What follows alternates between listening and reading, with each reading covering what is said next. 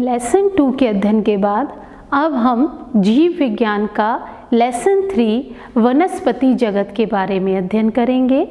जैसा कि हमने आपको अध्याय 2 में बताया था कि 1969 में विटेकर नाम के वैज्ञानिक ने सजीव वर्गों के बारे में अध्ययन करके बताया था कि हम उनको 5 जगत वर्गीकरण में बांट सकते हैं: मोनेरा, प्रोटिस्टा, फंजाई, एनिमिलिया और प्लांटी।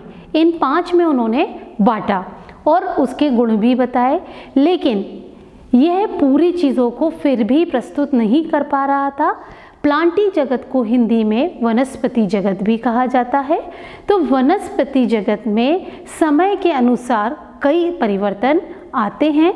इसमें जैसे कि फंगी, जिनको कवक कहते हैं, मोनेरा और प्रोटिस्टा को जो कि एक ही वर्ग के सदस्यों में गिनती की गई उनके गुणधर्मों के आधार पर।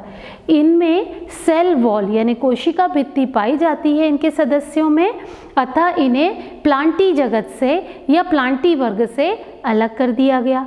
इसी तरह इसी वर्ग के अंतर्गत, इसी जगत के अंतर्गत साइनोबैक्टीरिया, जिनको कि नीले हरे शैवाल यानी ब्लू ग्रीन एल्गी बोला जाता है, वो वास्तविक शैवाल नहीं पाए गए। तो इसी सभी उपरोक्त कारणों के कारण जो कि पूरी तरह पादप जगत को वर्गीकृत नहीं कर पा रहे थे, तो एक नया वर्गीकरण आया जिसमें कि प्लांट जगत को 5 वर्गों में फिर बांटा गया। पहला शैवाल, दूसरा ब्रायोफाइटा, तीसरा टेरिडोफाइटा, चौथा जिम्नोस्पर्म, 5वां एंजियोस्पर्म। इसमें सबसे पहले जो वर्गीकरण किया गया था वो प्रकृति, रंग, पत्तियों की संख्या, उनकी आकृति के आधार पर किया गया था, जो कि फिर लीनियस ने इसके बाद 5 जगत वर्गीकरण दिया, जो कि हमने आपको अध्याय 2 में पढ़ाया था। इसके अलावा एक वर्गीकरण जाति वृत्तीय वर्गीकरण था, जिसमें विकास संबंधी गुणों के आधार पर वर्गीकरण किया गया था। इसके बाद आया संख्यात्मक वर्गीकरण।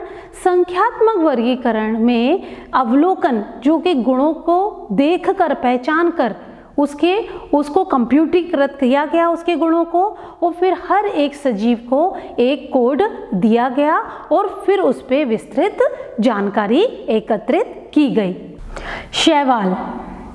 शैवाल क्लोरोफिल युक्त सरल थैलेकॉइड स्वपोषी जीव होते हैं जो कि जल में रहते हैं। ये अलवणीय जल से तात्पर्य है कि ऐसा जल जिसमें लवण नहीं पाया जाता, उसकी मात्रा नहीं पाई जाती, जैसे तालाब और नदी, उनमें या समुद्र, दोनों में ही पाया जाता है। इसके बाद इसका जो आवास रहता है वो मिट्टी, पत्थर, लकड़ियों पर पाया जाता है। कुछ कवक लाइकेन्स के रूप में भी रहते हैं और प्राणी संगठन में भी पाए जाते हैं। ये शैवाल जो प्राणी संगठन में पाए जाते हैं वो है, उसका उदाहरण है कि स्लॉथ रीछ, जिसको स्लॉथ बियर कहते हैं, उनकी बॉडी के अंदर भी ये शैवाल पाए जाते हैं। शैवाल की माप अलग अलग होती है और इसकी माप अगर हम सूक्ष्मदर्शी एक कोशिकीय देखें तो उसका उदाहरण है क्लाइडोमोनास। यदि हम शैवाल जो कि कॉलोनी के रूप में रहते हैं उसका उदाहरण है वॉल्वॉक्स। यदि जो शैवाल तंतुमय होते हैं उसका उदाहरण है स्पाइरोगायरा और यूलोथ्रिक्स। ये कुछ शैवाल हैं जिनके बॉडी के स्ट्रक्चर के आधार पर इनको बताया गया है। अच्छा, कुछ एक शैवाल ऐसे होते हैं जिनकी विशालकाय पाई जाती है। अब शैवालों में अगर हम देखें, जनन की बात कर लेते हैं, तो शैवालों में कायिक, लैंगिक और अलैंगिक तीनों प्रकार का जनन पाया जाता है। कायिक जनन विखंडन की विधि के द्वारा होता है और ये खंडन के द्वारा एक थैलस संरचना का ये निर्माण करते हैं। अलैंगिक प्रकार का जनन विभिन्न बीजाणुओं के द्वारा होता है। ये बीजाणु जूस्पोर कहलाते हैं। जिनमें कि फ्लैजिला लगा होता है। फ्लैजिला मैंने अध्याय 2 में भी पढ़ाया था। ये मूवमेंट का काम करता है, यह बीजाणुओं को चलायमान बनाए रखता है। अंकुरण के बाद पौधे बन जाते हैं। अब लैंगिक प्रजनन देखें। लैंगिक प्रजनन में 2 युग्मक संलगित होते हैं। ये युग्मक भी फ्लैजिला युक्त होते हैं। इनकी माप समान हो सकती है, जैसे कि क्लाइडोमोनास। क्लाइडोमोनास शैवाल जो है उसके जो नर और मादा दोनों की माप समान होती है। कुछ फ्लैजिला विहीन समान माप वाले हो सकते हैं, जैसे स्पाइरोगायरा। स्पाइरोगायरा में फ्लैजिला नहीं होता है, लेकिन नर और मादा दोनों युग्मक समान होते हैं। अतः जिनकी माप समान होती है उन्हें हम समयुग्मकी के नाम से जानते हैं। दूसरा आता है असमयुग्मकी।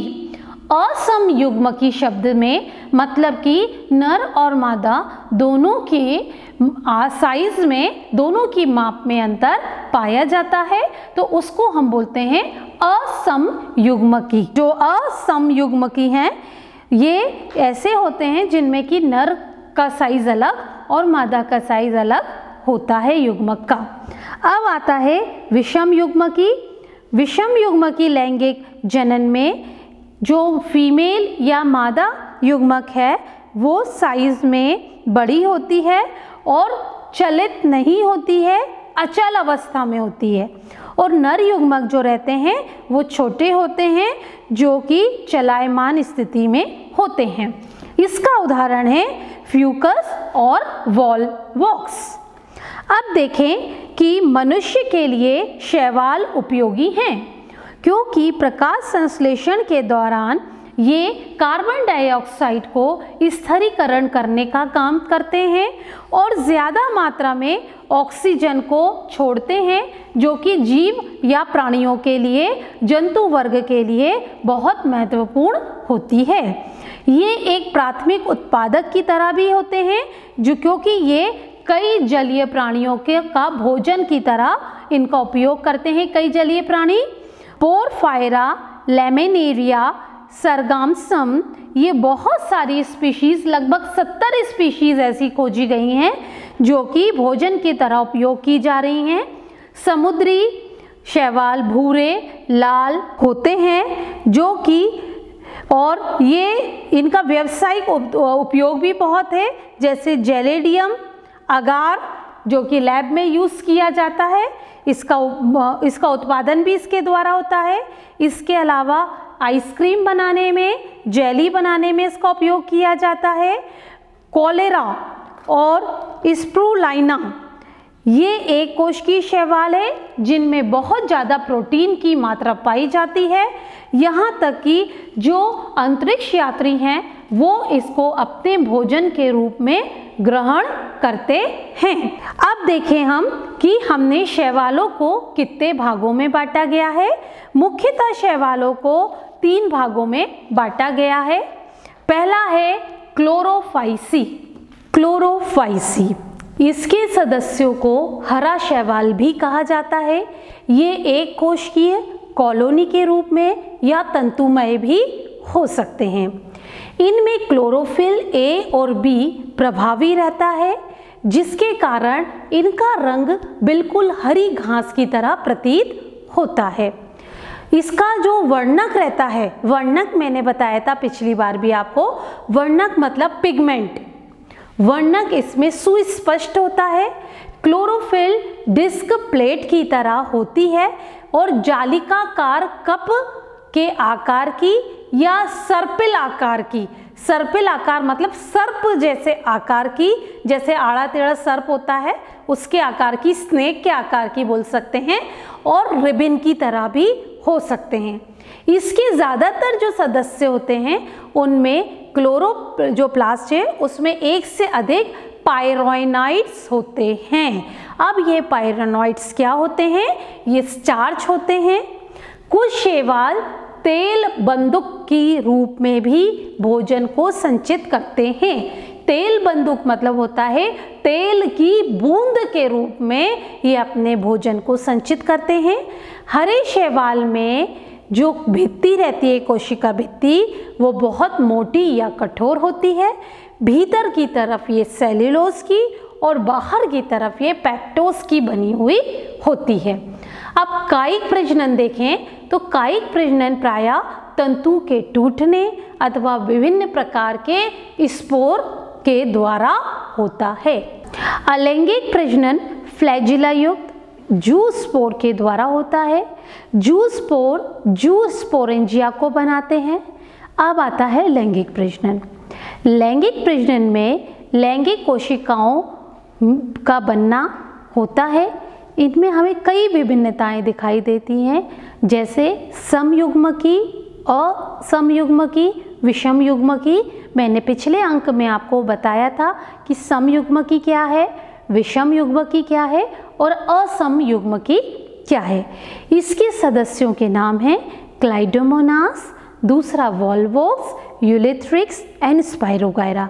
ये सब क्लोरोफाइसी के अंतर्गत आते हैं। दूसरा आता है फियोफाइसी। ये भूरे शैवाल होते हैं, समुद्री आवास में पाए जाते हैं और इनकी माप और आकार में भी विभिन्नताएं पाई जाती हैं। मतलब ये सरल भी हो सकते हैं, शाखित भी हो सकते हैं, तंतुमय भी हो सकते हैं, सघन यानी घने घने भी हो सकते हैं। इनमें क्लोरोफिल ए, सी और ज़ैंथोफिल, क्योंकि हमने 10th क्लास में वर्णकों के बारे में पढ़ा था कि वर्णक कितने प्रकार के होते हैं। तो chlorophyll A, chlorophyll B, chlorophyll C, xanthophyll, carotene, ये बहुत सारे प्रकार के वर्णक होते हैं जो पादपों को रंग प्रदान करने का काम करते हैं। तो जो फियोफाइसी नाम का शैवाल का ग्रुप है उसके अंदर जो हैं कौन से वर्णक पाए जाएंगे? क्लोरोफिल ए, क्लोरोफिल सी और ज़ैंथोफिल। इनका रंग जैतूनी हरा से लेकर भूरा तक हो सकता है। ये डिपेंड करता है कि उसमें ज़ैंथोफिल वर्णक कितनी मात्रा में है। ये जटिल कार्बोहाइड्रेट को भोजन के रूप में संचित रखता है। ये भोजन लैम्ब्रेनिन और मेंटोल के रूप में भी संचित करता है। कायिक कोशिकाओं भित्ति इनकी जो रहती है, अब पहली चीज़ है कायिक कोशिका भित्ति जो मैं आपको बोल रही हूँ, मतलब इनकी काया पे जो सेल वॉल होती है, सेल को घेरे हुए जो वॉल होती है वो सेल्यूलोज की बनी होती है। बाहर की ओर जो है जिलेटिन की अस्तर होता है। प्रोटोप्लाज्म में लवक क्लोरोप्लास्ट के अतिरिक्त केंद्र, राजधानी और केंद्रक होता है। अब देखिए केंद्रक, राजधानी, ये सारी चीज़ें होती हैं सेल ऑर्गेनल्स यानी कोशिका के अंदर पाए जाने वाले कोशिकांग। तो ये होते हैं। पौधा प्रायः जो है संलग्न द्वारा ही सबस्ट्रेटम यानी कि अधः स्तर जो बीच का स्तर है उससे जुड़ा रहता है। इसमें व्रंत व पत्ती की तरह ही प्रकाश संश्लेषी अंग होता है। व्रंत मतलब होता है स्टेम, मतलब जैसे अधिकतर पौधों के अंदर पत्ती खाना बनाने का काम करती हैं, इसमें व्रंत भी खाना बना सकते हैं। अब हम देखें इसमें जनन कैसे होता है।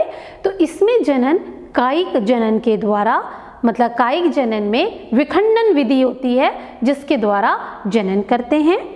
अब अलैंगिक जनन जो है नाशपाती के आकार के 2 फ्लैजिला युक्त जूस्पोर के द्वारा होता है। जूस्पोर मैंने आपको पहले ही बताया था बीजाणु का ही एक रूप होता है। इसमें 2 फ्लैजिला पाए जाते हैं। फ्लैजिला का पाया जाना मतलब ये चलायमान स्थिति में रहते हैं। ये जो फ्लैजिला रहते हैं वो पार्श्वीय रूप में जुड़े रहते हैं। पार्श्वीय रूप मतलब उसके साइड में जुड़े हुए रहते हैं। तो इस तरह से इनमें कायिक और लैंगिक प्रजनन होता है। अब आता है अलैंगिक प्रजनन होता है। अब आता है लैंगिक प्रजनन। लैंगिक जनन समयुग्मकी जो या विषम युग्मकी, असमयुग्मकी, ये शब्द 3 बार आ रहे हैं आपको, क्योंकि शैवाल का यही गुण होता है कि इनके लैंगिक अंग जो रहते हैं वो माप के आधार पर ही समयुग्मक या विषम युग्मक या असमयुग्मक में बांटे गए हैं। तो ये भी तीनों प्रकार के हो सकते हैं इसमें लैंगिक अंग। युग्मक का जो संगम होता है वो जल में यानी अंडधानी जिसको कहते हैं उसमें होता है। युग्मक पाइरोफॉर्म नाशपाती के आकार का 2 फ्लैजिला युक्त होते हैं। इसके सदस्य हैं एक्टोपस, डिक्योटा, लेमिनेरिया, ठीक है, सरगामसम और फ्यूकस, ये इसके सदस्यों के नाम हैं। अब तीसरा ग्रुप आता है रोडोफाइसी। ये लाल शैवाल होते हैं, इनके अंदर फाइकोइरिथ्रिन पाया जाता है। ये भी एक वर्णक का ही प्रकार है। ये समुद्र में जहाँ पे गर्म क्षेत्र होता है वहाँ ज़्यादा पाए जाते हैं। पानी की सतह पर जहाँ पर प्रकाश की मात्रा ज़्यादा होती है वहाँ ये अधिक मात्रा में पाए जाते हैं। वैसे तो ये समुद्र की गहराई में भी पाए जाते हैं जहाँ प्रकाश कम होता है। ये बहुकोशिकीय होते हैं। संरचना इनकी काफ़ी जटिल होती है। ये भोजन को स्टार्च के रूप में संचित करते हैं। स्टार्च में अमाइलोप्रोटीन और ग्लाइकोजन के रूप में ये भोजन को संचित रखते हैं। कायिक जनन, अब हम इनमें कायिक जनन को देख रहे हैं। कायिक जनन विखंडन की विधि के द्वारा होता है। दूसरा होता है अलैंगिक प्रजनन। इनमें अलैंगिक जनन बीजाणुओं के द्वारा ही होता है। लैंगिक प्रजनन के लिए चल अचल युग्मकों विषम युग्मकी के द्वारा ही होता है और निषेचन के बाद ही विकास का क्रम इसमें आगे बढ़ता है। इसके जो सदस्य हैं वो हैं पॉलीसाइफेनिया, ग्रेसिलेरिया, पोरफायरा और जिलेडियम, ये इसके सदस्य हैं। ठीक है, इस तरह से आपके शैवाल के तीनों वर्गीकरण को मैंने आपको समझाया। बच्चों, आज मैंने आपको इस अंक में अध्याय 2 का बचा हुआ कवकों का वर्गीकरण, जंतु, एनिमीलिया ग्रुप, वनस्पति ग्रुप, विषाणु, वायरॉइड्स, लाइकेन के बारे में जानकारी दी। इसके अलावा अध्याय 3 में शैवालों और उनके वर्गों की जानकारी दी। आशा है कि मेरे इस अंक की सारी चीज़ें आपको समझ में आई होंगी। अब मैं आपको कुछ गृह कार्य के प्रश्न दे रही हूँ जो बोर्ड पर हैं, आप इनको करिए जिससे कि आपके लेसन का इतना पार्ट कंप्लीट हो जाएगा। आप परीक्षा के लिए उसके लिए तैयार रहेंगे। धन्यवाद।